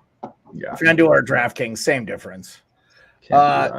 Go ahead, Occupancy. I think, just as you were saying, Beard, I think this is priced wrong. I mean, I don't think Ottawa should be the favorite here. A couple good games, and you still got to look at the whole season. But I'll probably end up passing on the side. I like the over 6.5 here. Both teams can score goals, and what we see in Sunday with Ottawa and Philly, Philly's an under team too, and if Philly can get Ottawa over the total, and Boston scored 9 themselves in Montreal, so let's go with an over 6.5 here. Okay, awesome. Yeah, awesome. Perlo. Ottawa just beat Montreal 6-2 their last game. Montreal's going to come out hard here. I agree with Occupancy. I can't take Ottawa at -144. If the line changes, I think Ottawa will win this game, but Montreal is really tough at home. So I like the over too. I think that Montreal is going to want to get those goals back after getting shellacked by Ottawa the last game.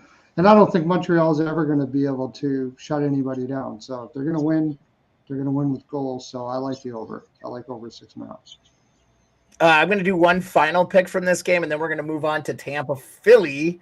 And there's no favorite in the Tampa Philly. I like a goal scoring prop for Brady Tkachuk to score his 20th goal of the season. So whatever money you're getting on that would be interesting. I think he's going to hit that. He's been really playing well for them, and I think Pinto being back in the lineup helps them. Lightning at Flyers. Philly's coming off the 2 in a row, and I just think this is an absolute bad matchup for a team that doesn't like to play defense in the Tampa Bay Lightning this year. I like Philly. Kim. Oh man, this is tough. I get Over another under Metro 6.5, team. by the way, but no favorite. Over under 6.5. Who I want to win is Tampa, via standings wise. But it's tough because Philly at home too. yeah, no, the Lightning aren't the team they obviously used to be with the Cups. I mean, they still got some stellar players, but I think I'm gonna go Philly on this one. Yeah, they're definitely missing Chernak and Sergachev too. I mean, that's hurting their big time. You can't be missing your basically your 3rd and 4th defenseman. Philly's been getting whooped, and if you know when it's like with Waugh, like this is Tortorella's team, you know he's gonna come at them hard. So it's like they better win, honestly. Well, especially because he used to coach the Tampa Bay Lightning too, right? I think he always does. I would love to see what his splits are against his former teams with a good team. So. What a goal by Boogstad, by the way. Rico, what do you think in this? What do you think of this game? Yeah, it's a tricky game. 4 games in 6 nights for both these teams. 3 games in 4 nights for both these teams. But I like Philly because they're at home here. So I mean, without taking a little bit of a deeper look, which I'll probably do tomorrow, I probably like the Flyers here. They're in a spot too where they're at home against the Lightning, then they go to Detroit Thursday, then they're back home against the Bruins on Saturday. So this is the end of kind of a bit of a homestand before they take off to Detroit for a quick trip. Sorry about that. I think might be a good spot for Detroit on Thursday, but I mean, maybe a draw here. I don't think it's going to be a shootout, but looking at it right now, I think Philly. Okay. Occupancy, go ahead. Yeah, just quick stepping back to the Ottawa-Montreal. Shout out to Andrew and IceX. They called out the draw in the chat, and I think that could be a good look for tomorrow's game with Ottawa and Montreal. The draw, Philly-Tampa here. I don't want to jump on and start talking NHL futures and mid-season grade reports and all this, but a couple people I know in the space, we're kind of been waiting for Philly's downfall, and I don't know if I agree with that. I think Philly, Tortorella has gotten them in good shape, but some of these character losses as of late are really concerning. I mean, how do you give up? You have a 1-goal lead on a Sunday, and you let Ottawa come into your barn and take that. You don't even get a point out of it. Do you think that the Shane Pinto thing helped Ottawa though? I think Ottawa's playing free. I think they know they're kind of low. They're their skilled players are coming to play, and when you play like that, Tarasenko's getting on the board again. You know, but I don't want to think that Philly's going to fall out. But if they are, it might be happening around now. So a -110 on both sides to me usually means a coin toss type game. The books don't even know who's going to win if they're not favoring someone. So for me, I'd have to pass on the side and then lean under 6.5 if we can get a good price. Okay, awesome. Perlo. Well, the concerning part about Philadelphia is that they've allowed so many goals in the last 2 games. It's not something they've been doing for a while, which tells me their defense is tired. They came off the Western road trip, and any team usually is tired after that, and their defense is not spectacular on paper. So then they play Ottawa, and they fell apart in the third. So now you get a little bit of rest, and you got a slower Tampa Bay team. The thing that I like here, and I'm probably going to take Philly, but here's why. If I have this correct, yeah, Tampa Bay just lost their first game after a 5-game winning streak. And I almost always fade a team that loses after a large winning streak over 4 games. So I'm going to fade Tampa Bay and take Philadelphia here, who, by the way, also had their own 5-game winning streak, and they lost to Colorado. Now they lost again after that.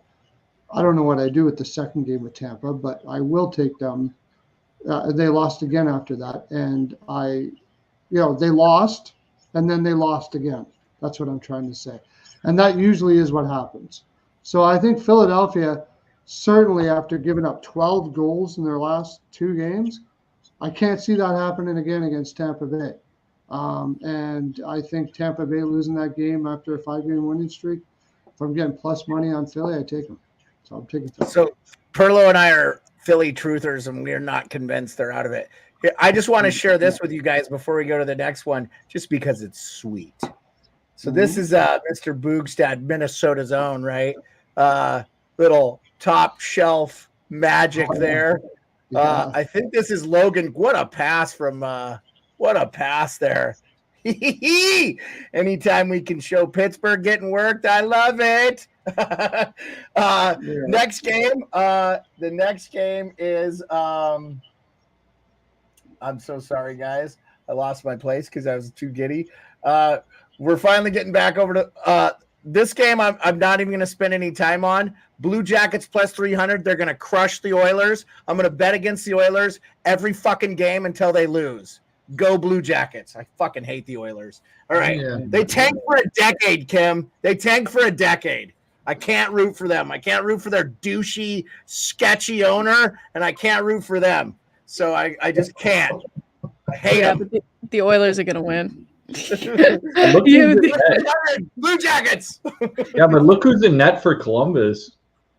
Who is in net? Elvis Burley. Elvis? Is it Elvis? No, it's like Tarasov. Yeah. Oh, I like it even better. Go ahead, Kim. Would you like the Oilers all day? Rico? I'm it's sure Oilers. you're on the Oilers. It's Oilers. I have no doubts. If Merzlikas was in net, I'd probably give him a better chance than this guy with a 4.08 goals against average. Ooh. Another reason the Jackets are winning. 6 and 5 in his last 2 games. Yo, I'm putting away. You're against Connor McDavid, Draisaitl. Nah. It's gonna be Oilers. By the way, I don't think McDavid has scored in like the last 3 games. Like I don't think he has a goal. Streak. Because he's too busy playing defensively, Beard. That's how they're going to win the cup. Do you know he's got an 87% freaking defensive rating this year? He's almost elite. Nobody fucking cares. Nobody fucking watches Edmonton outside of Edmonton. Nobody fucking gives a shit. Defensively, insane. Anyways, occupancy. Who do you like in this one? If odds weren't in the picture, I'd have to go with the Oilers. But I can't. I'm not going to pay -400 for that. So I'd have to -380. But yeah. The over-under is 7. If it's an under game, I like the Blue Jackets. Actually, the Oilers haven't hit the over in like their last 6 games, I think. So yeah, the defensive game is good. Yeah. They are playing good D. That's why they're winning games like 3-1. Perlo, we know you like the Oilers. We're not going to waste any time on this game. Oh no, not necessarily. Actually, if there's a dead spot, this is the dead spot for the Oilers. I think that they could easily go and just kind of flub this game. I think it's possible. I mean, they could do an Islanders and just face a bad team and lose to them. So you know what? They've been known to do that, but I'm not going to try to bet that because they're on such a run. You already mentioned what I'm going to bet. I'm betting the under 7. I'm taking every team that's playing the Oilers until they lose. Plus 300. This is a good one to put $10. I hope you're not putting $100 a shot on those. No, I'm not putting any money on anything. I'm just saying, if I'm gambling, the Oilers are going to lose. By the way, the NHL record for wins is 18 in a row by the Pittsburgh Penguins in 92-93. Who won the Cup that year? Oh, the Montreal Canadiens. Worst thing to happen to the Oilers is going on this big, long winning streak. Okay, especially when it really doesn't matter. Sabres, Ducks. Sabres I like the Sabres. The Ducks don't look good right now. Kim, how about you? Yeah, to me, it's gonna be Sabres. Honestly, it's a pet. Who's the home team? The Ducks are the home team. They're plus 136 home dog. Yeah, and okay, the over under it. A little in their favor, but I mean, that's definitely a home ice advantage, But honestly, I do think the Sabres are gonna be the better team. I mean, Anaheim is that team who I feel can do an upset, but I feel like it would still going to be the Sabres. Yeah, I just wish we would see that Anaheim team we saw early in the season that was beating Pittsburgh in Pittsburgh, and just beautiful play from them. I talked to Pat Verbeek at the Hockey Hall of Fame and was just like, man, I'm such a big fan of what you're doing there. I hope you guys really – I'm such a huge Leo Carlsson fan. I can't wait. So that'll be awesome to see how they form. They're just not there yet. They could get if they add Calabrini or Yzerman or a top 3 pick, which it looks like they're going to. They're not far away, and I do think they're probably going to trade Zegras. I wonder that's going to happen. I kind of hope they do. I feel like he could have a much better career on a different team. Yeah, well, like the Islanders. If you don't have to give up much room. Yeah. I will not say no to Zegras coming here. Yeah, well, he's in New York. He's an upstate New York guy. He grew up a Rangers fan, though, didn't he? It'd be even better. If he played for the Islanders then. Occupancy, go ahead. I like the Sabres here. Let's go Buffalo. Rico, I'm sorry. You came back in. Like no worries. I like Buffalo. I like Buffalo too. Probably the under. Neither of these teams can really score. I think Buffalo just gives up a little bit less offensively than Anaheim does. But probably a Buffalo and an under. It's going to be not the biggest eventful game, I don't think.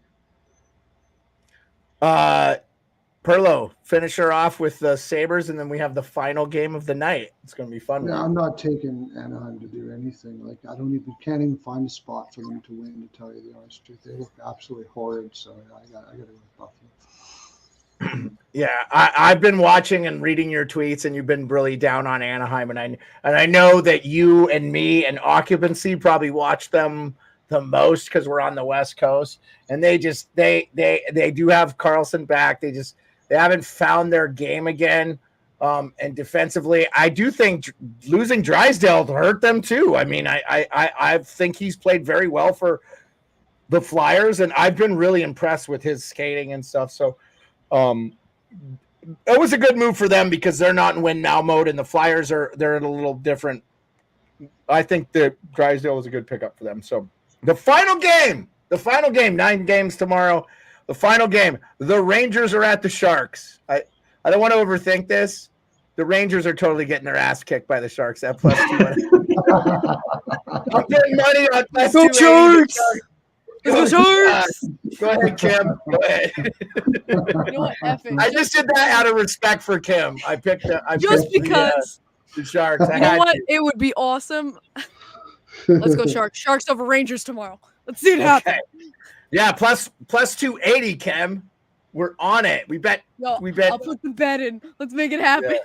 Yeah, $10 on the You know what? Sharks. They've been on a little bit of a cold streak lately, the Rangers. I mean, they did come back last night. It was suddenly like, whoop, there's the Rangers. But, you know what? Who cares?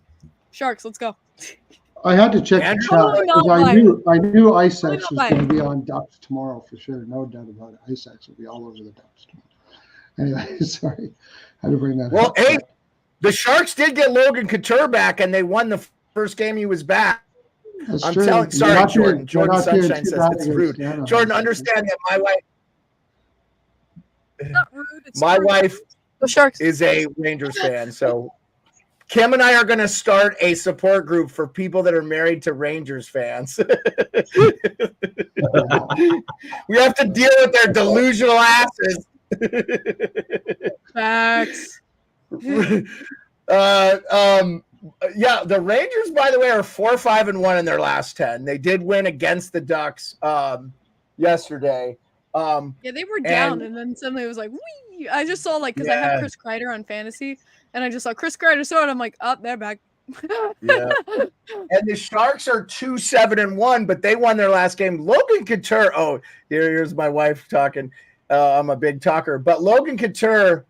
Logan Couture is a big ad. I mean, that is a great player, an unbelievable center back in your lineup, and that can make a difference. He may not score a ton of goals, but he cancels out. He's a very good defensive player, and I don't overlook that.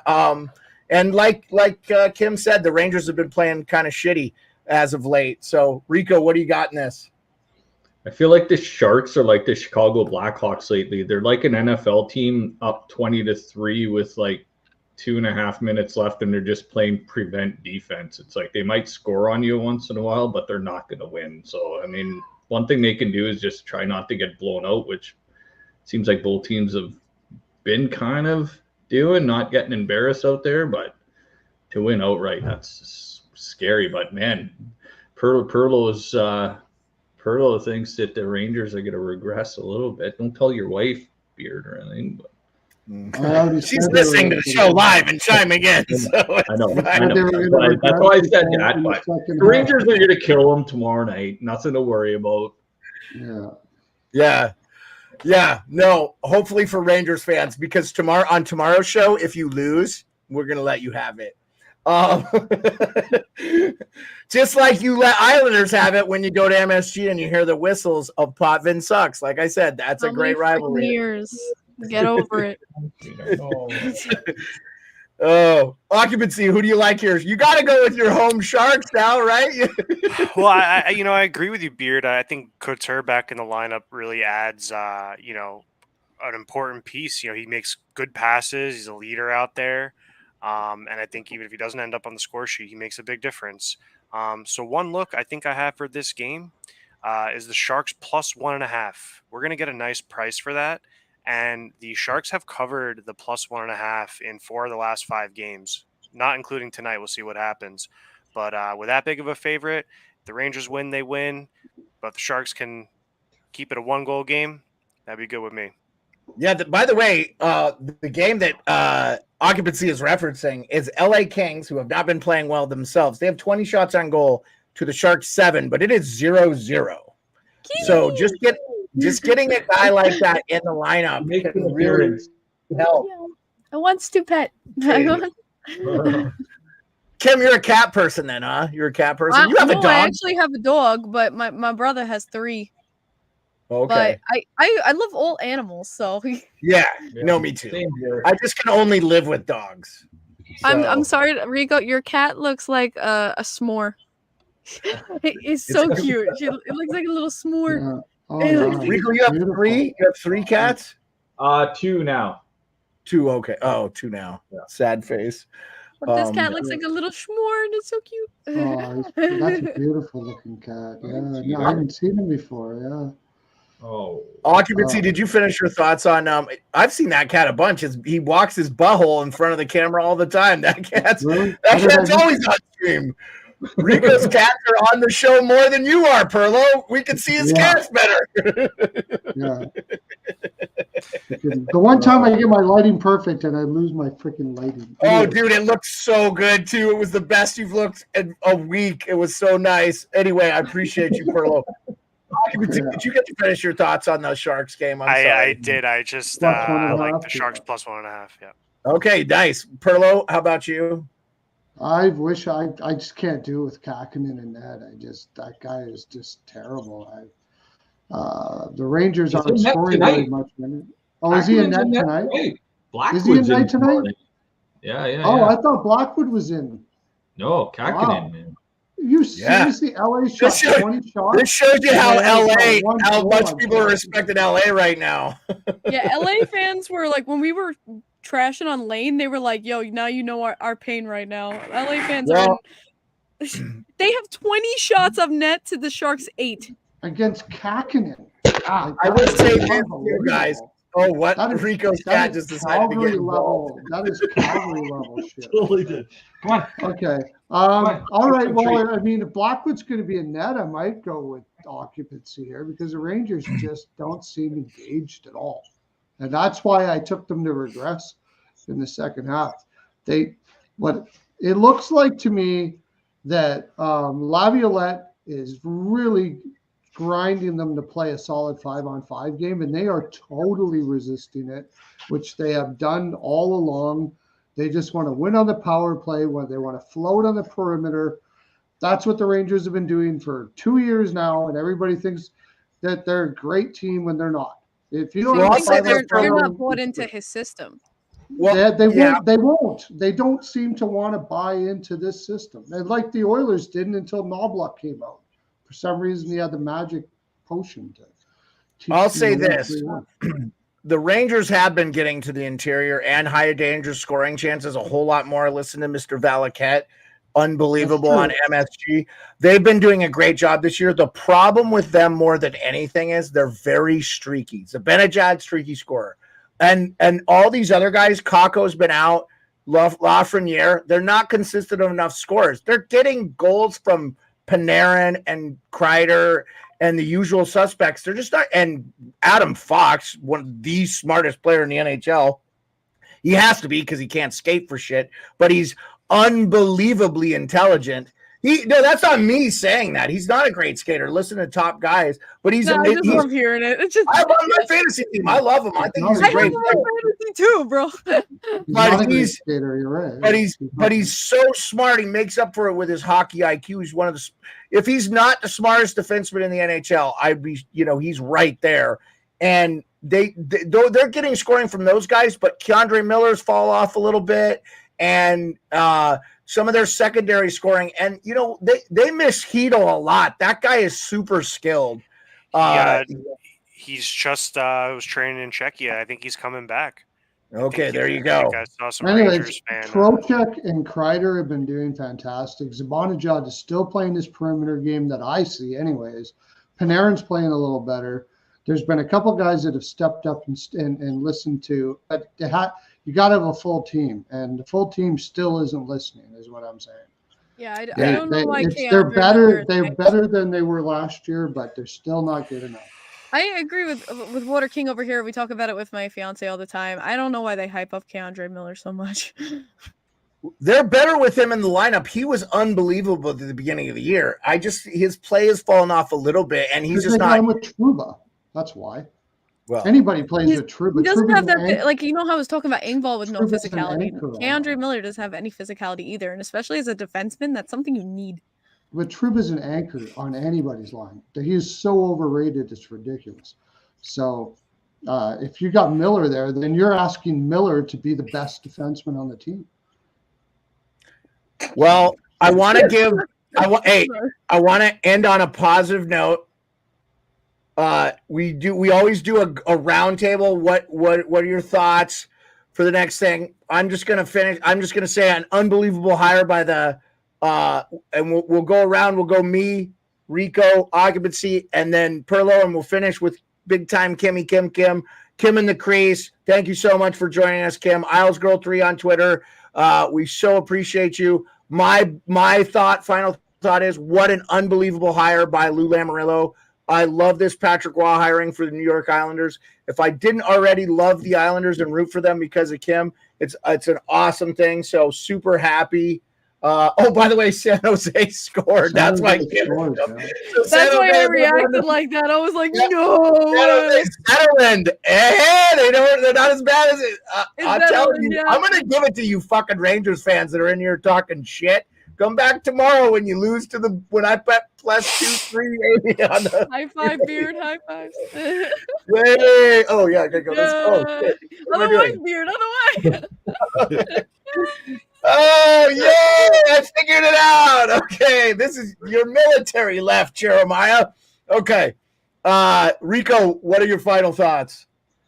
My final thoughts, I'm wondering if Corey Perry's going to suit up before the All-Star game for the Oilers. But one thing you're going to get a guy for the Oilers is a guy that's going to produce in the playoffs. I think it's unreal that he signed in Edmonton. And I think a lot more teams than people thought were interested in Perry. I mean, he did his time. So he got drunk and messed up, made an advance at an NBC employee or whatever. I mean, that he's done his time. He's went right to Bettman about it.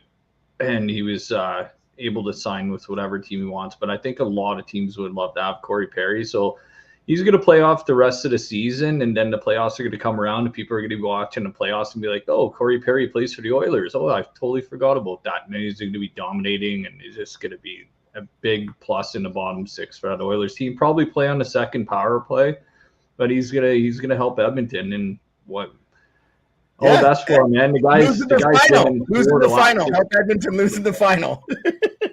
Huh? Corey Perry lost 3 straight finals.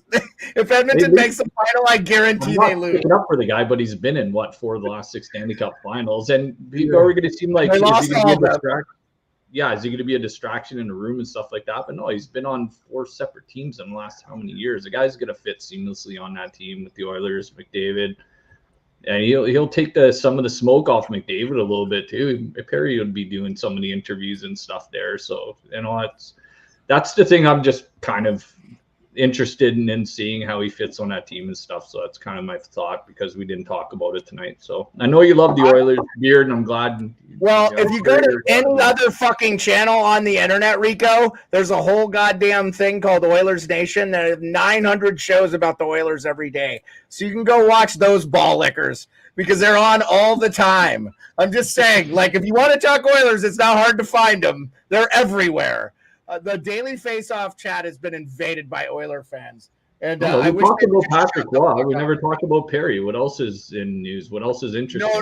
I'm just giving you shit. No, Rico, we did not talk about the Corey Perry thing because we had Kim on, and I really wanted to talk about the Patrick Waugh thing. I thought it was a bigger story. I don't think it's a bad signing. I didn't mention it until the end of the night. Yeah, I don't think it's a bad signing. It's a good signing. I would have liked to seen him go to Toronto for the chaos, but it is what it is. Occupancy, final thoughts. Yeah, I mean, just generally speaking, it's awesome to be on the panel. Thanks so much, Beard, for hosting. It was good to, talk hockey. Is my favorite sport by far. And, a lot of different opinions and different fanhoods and everything coming together. So that part's really nice. And I'm going to end with a hot take. And I'm going to call, the biggest untalked about signing for a team trade, Nikita Zadorov on the Nucks. This guy is balling out right now. 3 hits tonight, 12 minutes of ice time, holding that team down to a shutout, doing what they're supposed to be doing.